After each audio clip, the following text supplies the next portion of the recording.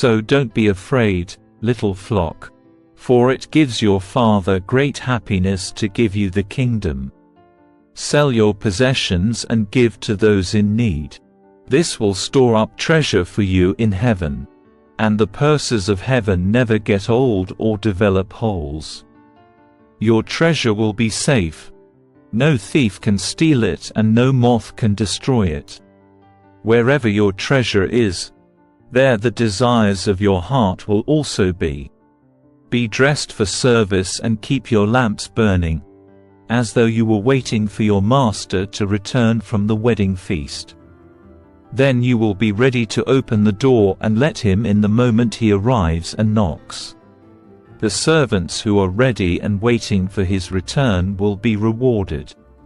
I tell you the truth, he himself will seat them, put on an apron, and serve them as they sit and eat.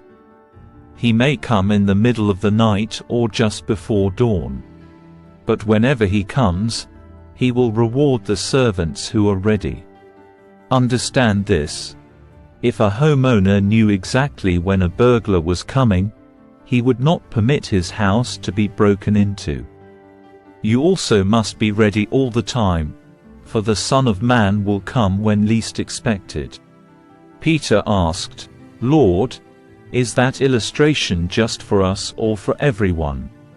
And the Lord replied, A faithful, sensible servant is one to whom the master can give the responsibility of managing his other household servants and feeding them. If the master returns and finds that the servant has done a good job, there will be a reward. I tell you the truth, the master will put that servant in charge of all he owns.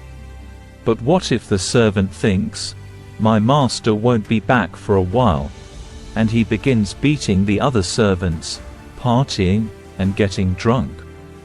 The master will return unannounced and unexpected, and he will cut the servant in pieces and banish him with the unfaithful. And a servant who knows what the master wants, but isn't prepared and doesn't carry out those instructions, will be severely punished. But someone who does not know, and then does something wrong, will be punished only lightly. When someone has been given much, much will be required in return. And when someone has been entrusted with much, even more will be required. I have come to set the world on fire, and I wish it were already burning. I have a terrible baptism of suffering ahead of me, and I am under a heavy burden until it is accomplished. Do you think I have come to bring peace to the earth? No. I have come to divide people against each other. From now on families will be split apart, 3 in favor of me, and 2 against, or 2 in favor and 3 against.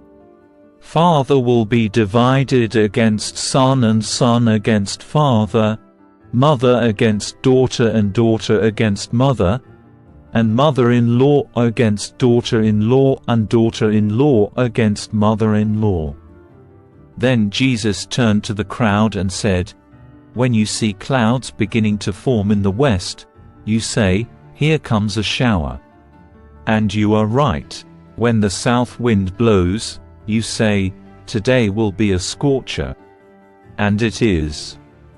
You fools! You know how to interpret the weather signs of the earth and sky, but you don't know how to interpret the present times. Why can't you decide for yourselves what is right? When you are on the way to court with your accuser, try to settle the matter before you get there. Otherwise, your accuser may drag you before the judge, who will hand you over to an officer, who will throw you into prison. And if that happens, you won't be free again until you have paid the very last penny.